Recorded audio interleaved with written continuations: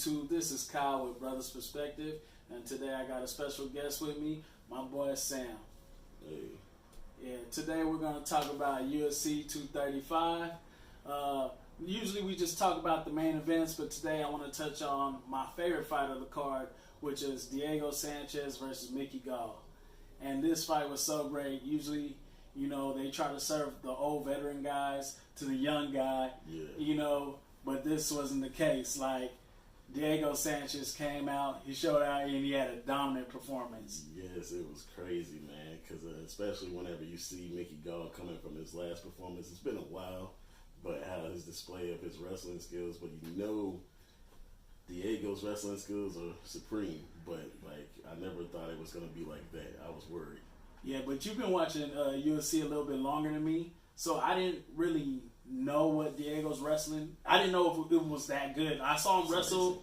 Huh? It's amazing. Yeah, I saw his wrestling in the last fight in Dallas, and he did good, but I didn't know if the guy he fought against was a good wrestler. It's true. You know, but I know Mickey Gall's a good wrestler, so that was crazy to me. All right, the next fight was Cody Garbrandt versus Pedro Munoz. And honestly, this fight, Cody Garbrandt, he was smooth, you know, he was picking his shots, he's fast. I mean, Cody Garbrandt has everything that is championship material.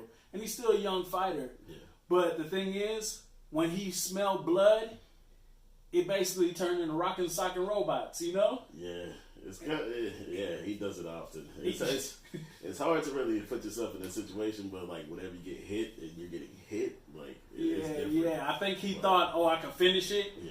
And then he just kind of, you know, Munoz wasn't getting put away. After that, you kind of just fall back and you know, you keep your composure. But no, he fell into the game plan. Munoz was like, hey, I got a good chin. Strong. Let's strong shit. Strong. So he said, let's go at it. And I mean, and they just went at it. And unfortunately, Cody Garbrandt got knocked out in the first round. And I mean, this isn't surprising. We've seen Cody Garbrandt get knocked out 3 times now. You know, so hopefully Cody Garbrandt can bounce back. Yeah, absolutely. He's very talented. Like he definitely will be back.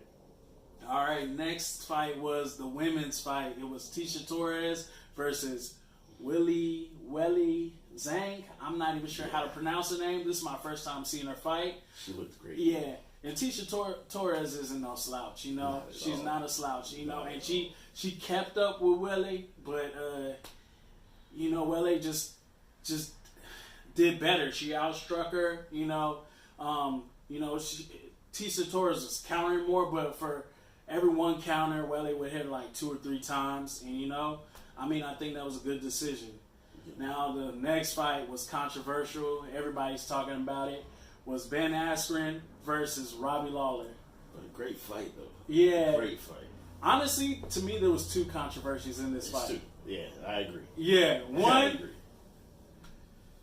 When Robbie Lawler slammed Ben Askren, and then he started doing the ground and pound. Yes. I felt like they could have stopped the fight. They could have. They really could have. Yeah. He had one arm tied behind him. Yeah, he wasn't defending himself, you know, like. Yeah, he's tough. Like, for even withstanding that. Yeah, like, but since it was his UFC debut, I guess they held it back or whatever. And then, so anyways, Ben Askren, he ended up getting Robbie Lawler in a bulldog choke. Now, this is the other controversy. Yeah. So this is the other controversy. He had Robbie Lawler in a bulldog choke, and Robbie Lawler's arm dropped. Yes. Honestly, to me, if I was a ref, I would have thought he was out. And yeah, at first look, in the heat of the moment and all that going on in the fight, it's really hard to say. And those minute chances, or not even minute, but like those chances whenever you're trying to protect the fighter. That's first and foremost. You're just really trying to protect the fighter. And Herb Dean, that's really the way he was going about it. And he did throw the thumbs up, but at that time, you're trying to do more. There's no way that he could even verbally speak anything because of his choke. Yeah. There's just no way. Yeah, I mean, but honestly, to me, the way his arm felt, it did look like he was out. I don't know if he went out and then woke up. I've seen people go out from knockouts and wake up, but on a choke, I've never seen it before. So I'm not sure about that one, but it was controversial.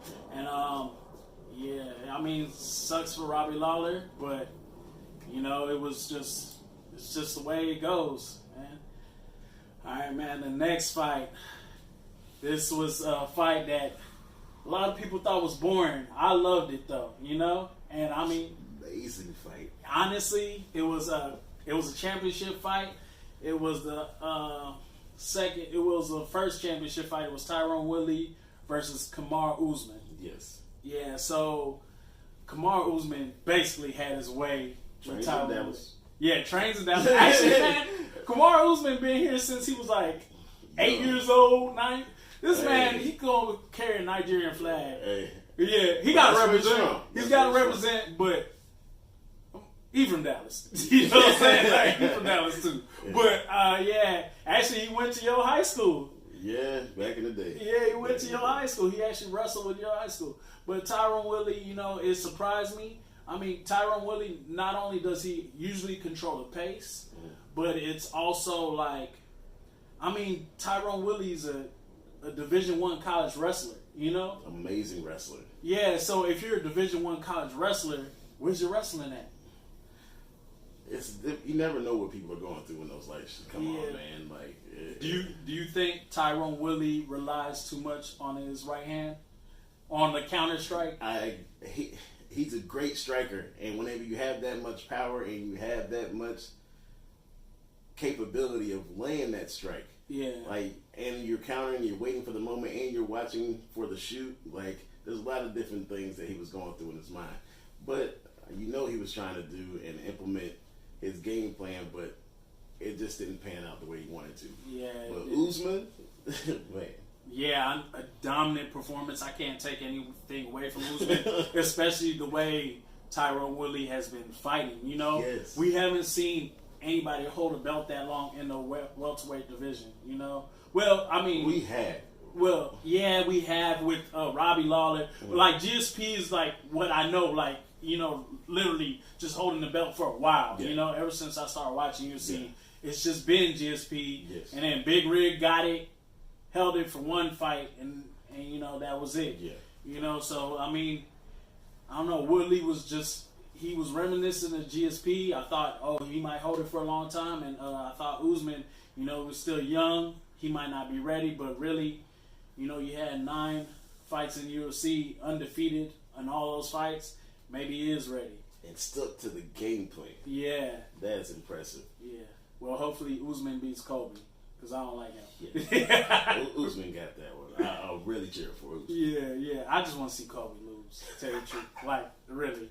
I just hate Cody. I wouldn't say hate, but yeah. Alright. I hate Kobe. No, I'm playing. I'm just like that. I'm playing. I just like that, man. Alright. And then the main event, Jon Jones versus Anthony Smith. And there was some controversy in this one as well. Yes. But Jon Jones, in true Jon Jones fashion, he didn't finish him, but he had his way with them.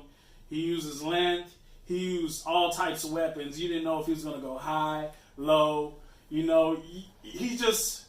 Everything's a surprise. You don't know what this man is going to do, you know? And, I mean, he just looks better with every fight. And I know a lot of people probably disappointed because he didn't finish Anthony Smith. But Anthony Smith really... resilient. Huh? Yeah, he's resilient. He showed some heart. He was talking mess the whole time during the fight. Like... And then, like, having that illegal knee. Yeah. And then to have...